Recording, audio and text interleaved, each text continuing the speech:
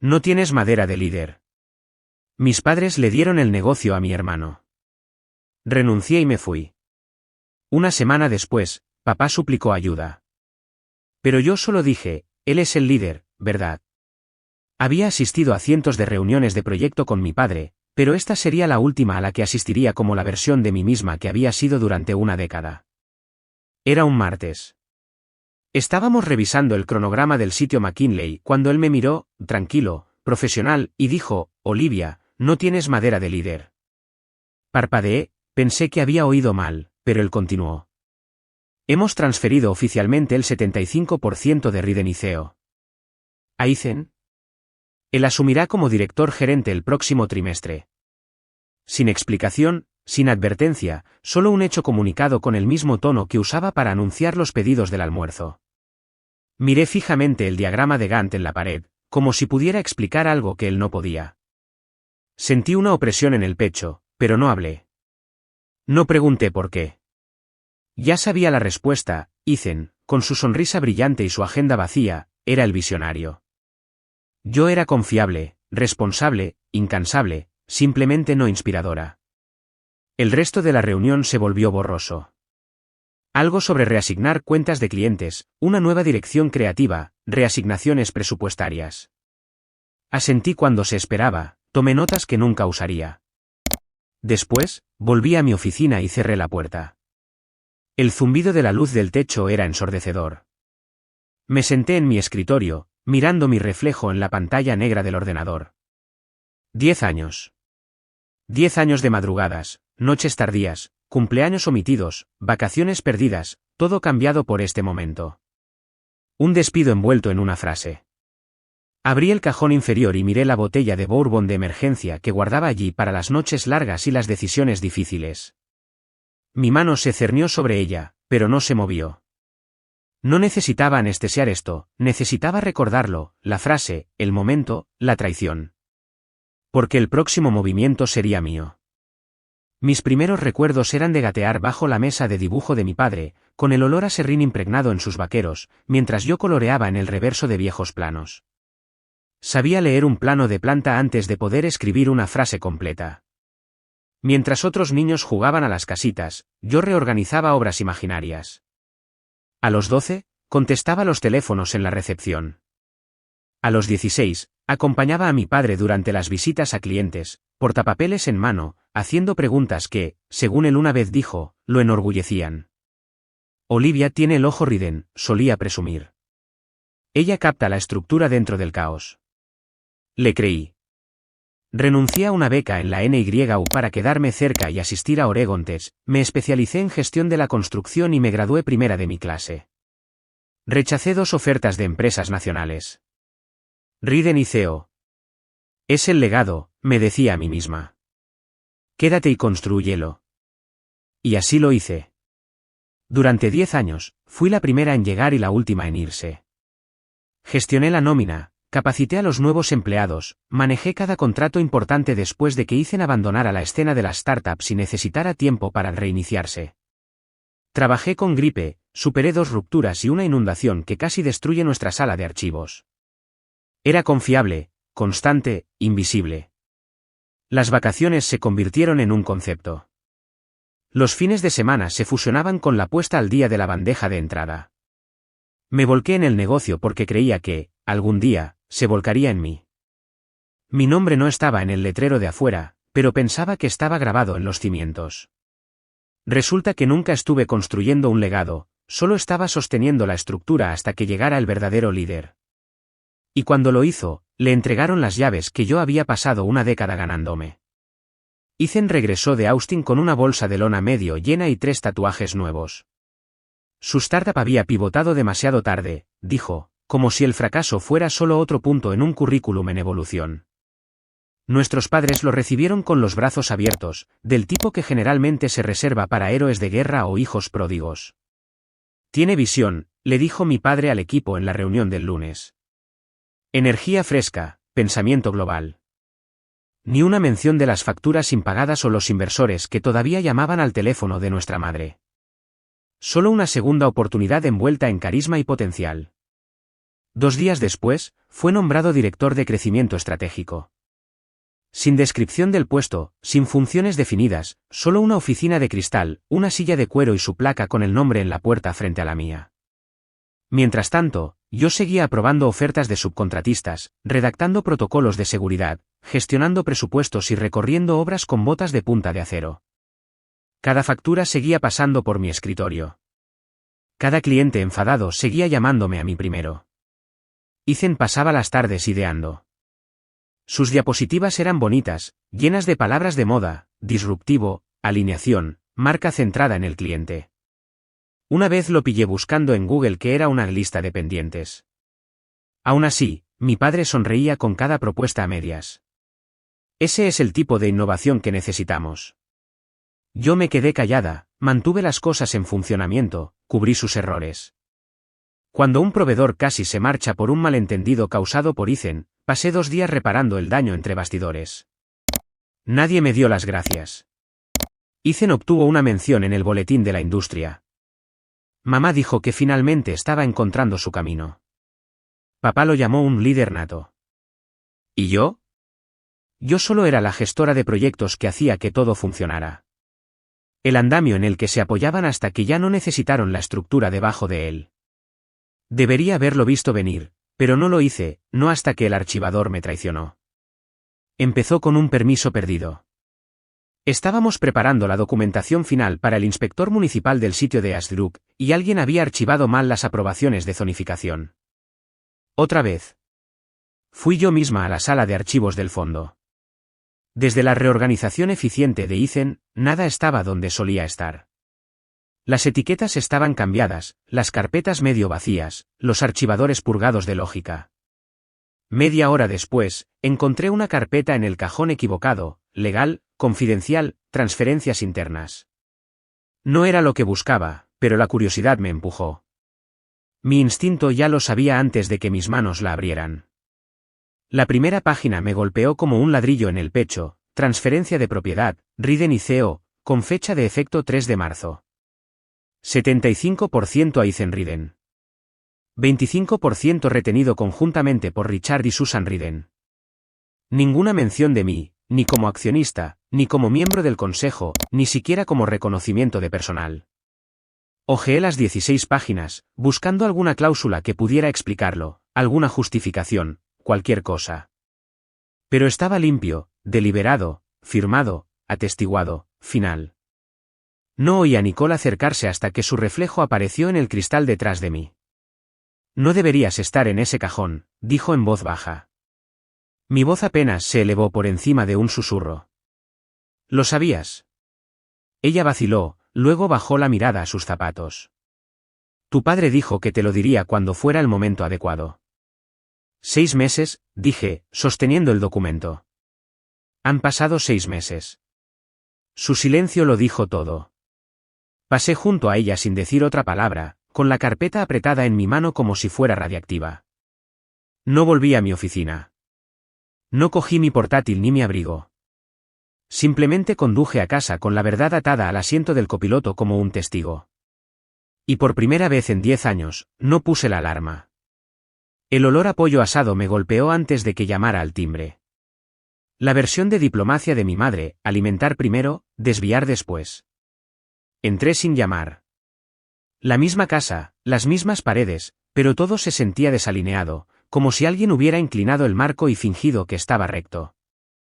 Mi padre estaba en su asiento habitual, con las gafas de leer bajas sobre la nariz, hojeando la última propuesta de Ethan. Ethan estaba junto a la isla de la cocina, bebiendo vino despreocupadamente como si este no fuera el lugar de una demolición silenciosa. Olivia, llamó mi madre desde la cocina, alegre y animada. Justo a tiempo. Siéntate, relájate. Asentí, dejé mi bolso y observé cómo se desarrollaba la farsa. Ethan se lanzó a algún plan sobre alcance digital, y mi padre asentía como si hubiera descubierto el fuego. Capté frases como visibilidad de mercado y marca de nueva generación antes de desconectar por completo. Esperé hasta el postre, hasta que mi madre sacó el pastel de melocotón y mi padre se aflojó el cinturón como si fuera un domingo cualquiera. Entonces, saqué la carpeta de mi bolso y la puse en el centro de la mesa. La mesa se quedó inmóvil. ¿Qué es esto?, preguntó mi padre. Dímelo tú, dije. Estaba en el cajón de legal, etiquetado como confidencial. Sus ojos bajaron a la pestaña, y vi el destello, culpa, o tal vez solo molestia por haber sido descubierto. Iba a hablar contigo sobre ello. ¿Cuándo?, pregunté, con voz plana. ¿Antes o después del próximo anuncio en el boletín, Olivia? Regalasteis mi derecho de nacimiento sin siquiera decírmelo. La mano de mi madre se congeló alrededor del servidor de pasteles. La sonrisa de Ethan desapareció. Mi padre dejó el tenedor como si su peso hubiera cambiado de repente. Pensamos que era lo mejor para la empresa. No, dije, empujando la carpeta hacia él. Pensasteis que me quedaría pasara lo que pasara. Me levanté, cogí mi abrigo y salí antes de que pudieran decir otra palabra. La carpeta se quedó atrás. No volví a la oficina el lunes ni el martes. Nadie llamó, ni siquiera Nicole. Quizás pensaron que necesitaba espacio. O quizás lo sabían. Para el miércoles, inicié sesión en mi correo electrónico del trabajo por la que esperaba fuera la última vez. Redacté mi renuncia con la precisión que siempre me habían elogiado, profesional, factual, distante. Sin emoción, solo la verdad. Con efecto inmediato, renuncio a mi puesto en Rideniceo. Según mi contrato, utilizaré mis vacaciones acumuladas para realizar la transición. Por favor, dirijan toda correspondencia futura a Ethan Riden. No firmé atentamente ni saludos cordiales, solo Olivia. Luego configuré mi respuesta automática de fuera de la oficina, gracias por su mensaje. Ya no estoy disponible.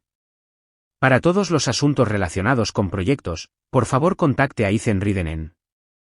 Me senté en silencio durante un rato, mirando la pantalla. Luego cerré el portátil y lo guardé en mi cajón. Esa noche, conduje a la oficina mucho después de que todos se hubieran ido a casa. Las luces del aparcamiento proyectaban largas sombras sobre el pavimento, y caminé por el edificio con pasos silenciosos, como visitando a un yo anterior. Empaqué solo lo que me pertenecía, mis cuadernos, una foto enmarcada de mi perro de la universidad, la pequeña planta suculenta en maceta que de alguna manera había sobrevivido a 5 años de negligencia. Dejé los premios, la silla de oficina que yo había elegido, el monitor que yo misma había actualizado. Sobre mi escritorio, coloqué una sola nota, centrada debajo de la placa de Rideniceo: deja que tu líder se encargue. Dejé mis llaves en un sobre sencillo marcado como RRHH. Sin firma, sin cierre. Cuando salí por las puertas principales, no miré atrás, pero sabía que me buscarían en el momento en que las cosas comenzaran a desmoronarse. Al cuarto día, comenzaron los correos electrónicos. Un coordinador de proyectos junior me reenvió una cadena de mensajes con el asunto: urgente, factura de Anderson rechazada. Lo leí, luego lo archivé. Ya no era su red de seguridad. El siguiente fue el mensaje de voz de la asistente del señor Grant: hola Olivia. Siento molestarte. El señor Grant esperaba aclarar algunas partidas del presupuesto del sitio, dijo que tú sabrías. Podrías llamarlo rápidamente cuando estés libre. No estaba libre. Había terminado. Para el final de la semana, comenzó a circular el rumor. El contrato de Anderson estaba en riesgo. Maxwell Grant estaba frustrado. Al personal del sitio le faltaban instrucciones. Las facturas estaban atrasadas. Ethan había convocado una reunión de emergencia que se convirtió en una espiral de 4 horas sin plan de acción. Y aún así, permanecí en silencio. Eliminé cada nuevo mensaje a medida que llegaba, cada notificación un recordatorio de que habían construido un castillo sin arquitecto. No necesitaba sabotear nada. Todo lo que tenía que hacer era nada. Eso es lo que lo hacía poético. Maxwell finalmente llamó a mi número personal el sábado por la noche. Su voz era cortante pero educada. Olivia, he trabajado con tu familia durante casi una década, y esta es la primera vez que considero marcharme. Siempre has sido la razón por la que me quedé. Me gustaría entender qué está pasando. Escuché el mensaje de voz 2 veces, luego puse mi teléfono en silencio. Más tarde esa noche, llegó otra llamada. Mi padre. Olivia, esto es serio. Grant amenaza con retirar el proyecto Anderson. Ethan no tiene las respuestas. Te necesitamos en la oficina el lunes, por favor. No terminó la frase. Solo un clic cuando el mensaje terminó. Sin disculpas, sin asumir responsabilidades, solo pánico. No respondí. En cambio, abrí mi portátil por primera vez en toda la semana y comencé a esbozar mi próximo movimiento. No para ellos, para mí. Empecé con los presupuestos, 10 años de hojas de cálculo y proyecciones, codificadas con mis fórmulas. Luego vinieron los cronogramas de los proyectos, diagramas de Gantt, calendarios de entrega, redes de subcontratistas, todos sistemas que diseñé desde cero. A continuación, los archivos de los clientes.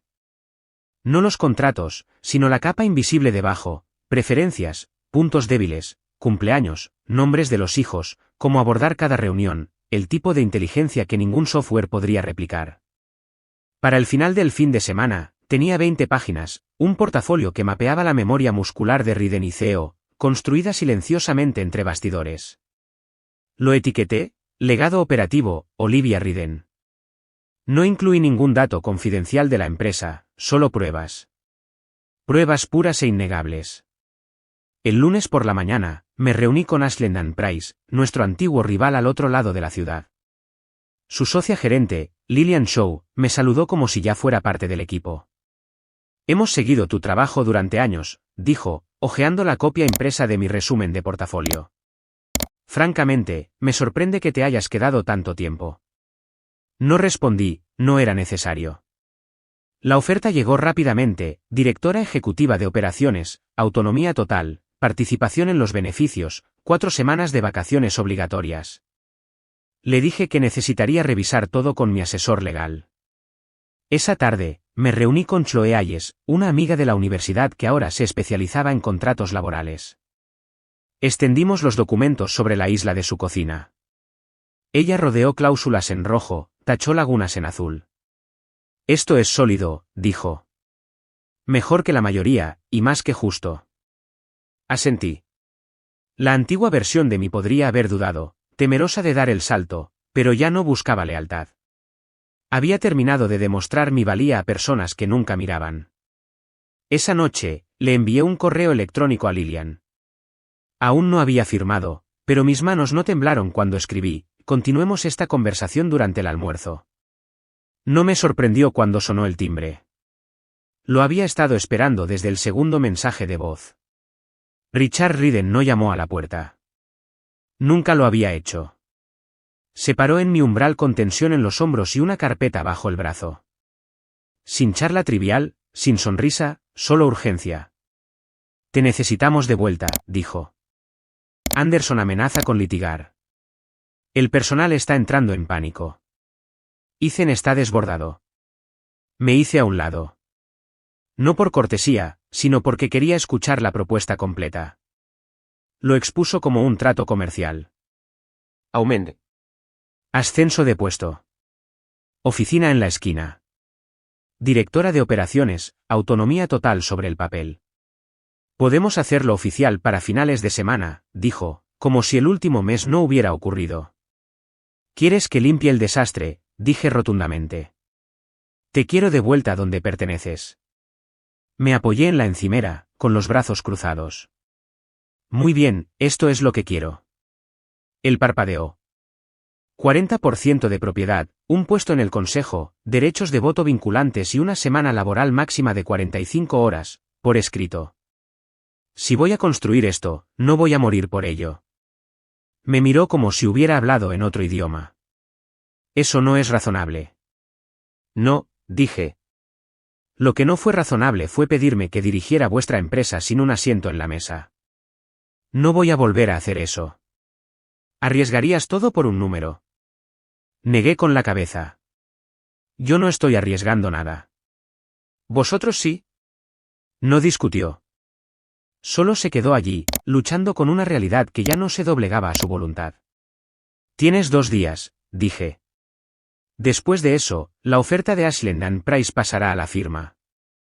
No volvió a hablar, solo recogió su carpeta y caminó hacia la puerta como alguien que se da cuenta de que el juego había cambiado. Y esta vez, yo era quien ponía las reglas. La parrilla frente al río era terreno neutral, lo suficientemente pública para mantener la civilidad, lo suficientemente tranquila para documentos legales. Llegué a mediodía en punto. Ya estaban sentados. Harold Peterson, nuestro abogado de familia, abrió su carpeta de cuero cuando me senté, pero levanté una mano. Antes de que empecemos, dijo Ethan, con los ojos en mí. Te debo una disculpa. No lo adornó. Sin excusas. Solo un tono suave y honesto que no había oído en años. Estoy desbordado, Olivia. Tú hacías que pareciera fácil. Pensé que podría fingirlo. No puedo. Mi madre, con las manos cruzadas en el regazo, levantó la vista. Deberíamos haberte incluido. Pensamos que lo entenderías, pero nos equivocamos. Entonces mi padre carraspeó, el último reducto en un muro que se desmoronaba. Asumí que siempre estarías ahí, dijo, con voz baja. Ese fue mi error. No sonreí. No me inmuté. Esto es lo que necesito, dije. 35% de la propiedad transferida de Ethan, voto igualitario en todas las decisiones del consejo, estructura de coliderazgo, operaciones para mí, creativo para él, y una política de semana laboral máxima de 45 horas para todos los ejecutivos, formalizada por escrito. Harold asintió y deslizó el borrador del acuerdo sobre la mesa. Esos términos están reflejados aquí. Leí cada línea, 2 veces. Sin emoción, solo claridad. Cuando terminé, firmé. Luego Ethan. Mi madre. Finalmente, mi padre. El bolígrafo dejó un extraño silencio a su paso, pero no fue incómodo. Estaba resuelto. Todos conocíamos los roles ahora, y el mío finalmente tenía peso. Exactamente un mes después, volví a cruzar las puertas de Rideniceo. No como la opción de reserva, no como la solucionadora de problemas, sino como directora de operaciones y copropietaria. Ethan ya se había mudado de oficina. La mía estaba recién renovada. Sin ventana en la esquina, sin ego, solo lo que necesitaba, un espacio que funcionara, un espacio que fuera mío. Reestructuré nuestras reuniones operativas semanales, restablecí los protocolos de la cadena de mando y delegué apropiadamente. En 3 semanas, los tiempos de respuesta a los clientes mejoraron. Los sobrecostos de los proyectos se redujeron a la mitad y la rotación de personal disminuyó. No necesitábamos milagros. Solo necesitábamos sistemas y alguien que los hiciera funcionar. Ethan, hay que reconocerlo, se mantuvo en su carril. Prosperaba frente a los clientes, presentando ideas, organizando visitas a las obras, construyendo relaciones. Incluso pedía ayuda cuando no sabía algo. Solo eso me indicó que todo había cambiado. Salía de la oficina a las 5:30, no a medianoche. Me apunté a un gimnasio, empecé a dormir de nuevo, tuve mi primer sábado libre en años. Incluso acepté cenar con Marcus, el consultor medioambiental al que solía cancelar 5 veces por trimestre. Las reuniones del consejo también cambiaron. Escuchaban cuando yo hablaba, pedían actualizaciones, esperaban mi voto. Al final de una reunión, después de que la sala se vaciara, mi padre se quedó atrás. No levantó la vista cuando lo dijo, pero las palabras fueron claras, siempre fuiste la líder. Simplemente no pude verlo. No le di las gracias. Solo asentí. Luego empaqué mi carpeta, me erguí y salí, lista para el próximo proyecto.